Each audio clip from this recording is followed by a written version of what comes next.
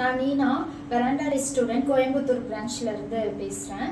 நான் ஜாயின் செஞ்சு 4 to 5 months ஆச்சு. நான் பேசிக் சர்க்கிள் முடிச்சுட்டு இப்போ தான் எக்ஸ்ட்ரீம் சர்க்கிள் வந்திருக்கேன்.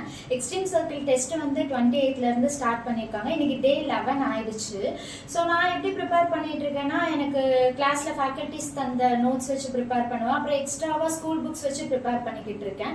அது போக வெராண்டா ரேஸ்லேருந்து இப்போ எனக்கு மெட்டீரியல்ஸ் ப்ரொவைட் பண்ணிட்டு இருக்காங்க. அது கடைசி ஒரு ரிவிஷனுக்கு வந்து ரொம்ப ஹெல்ப்ஃபுல்லாக இருக்குது. அது அந்த மெட்டீரியல்ஸ் இப்போ எப்படின்னா, நெக்ஸ்ட் டே வந்துட்டு எங்களுக்கு அது 9:30 to 12 வரைக்கும் அதை ரிவைஸ் பண்ணி எங்களுக்கு ஃபுல்லாக சொல்லி கொடுத்துட்டு வைவா வச்சதுக்கு அப்புறம் தான் நாங்கள் நெக்ஸ்ட் டே எக்ஸாமே போடுறோம். அதுக்கப்புறம் இப்போ எக்ஸாம்ஸ் எப்படி போயிட்டு இருக்குன்னா, ஸ்டார்டிங்கில் டே 1ல வந்துட்டு ஈஸியாக இருந்துச்சு. ஜிஎஸும் ஈஸியாக இருந்துச்சு, லாங்குவேஜ் ஈஸியாக இருந்துச்சு, மேக்ஸும் ஓரளவுக்கு நாங்கள் போடுற மாதிரி இருந்துச்சு. அதுக்கப்புறம் போக போக ஜிஎஸ் வந்து மாட்ரேட்டாக இருந்துச்சு, லாங்குவேஜ் சம்டைம்ஸ் வந்து ஈஸியாக இருக்கும், மாட்ரேட்டாகவும் இருக்கும், இந்த மாதிரிலாம் இருந்துச்சு. பட் இப்போ வந்து ரொம்ப டிஃபிகல்ட்டியாகவே இருக்குது. மூணுமே ஜிஎஸும் டிஃபிகல்ட்டியாக தான் இருக்குது, இது எல்லாமே அப்படி தான் இருக்குது. பட் இந்த டிஃபிகல்ட்டிஸ் வந்து எங்களுக்கு எக்ஸாம் டைம் வந்து யூஸ்ஃபுல்லாக இருக்கும்னு நான் திங்க் பண்ணுறேன். எப்படின்னா, இப்போவே நாங்கள் வந்து இவ்வளோ டிஃபிகல்ட்டாக போட்டோம்னா குரூப் 2 எக்ஸாம் டைம் வந்து அது வந்து ஈஸியாக இருக்கும் அப்படின்னு நான் திங்க் பண்ணுறேன். தேங்க்யூ.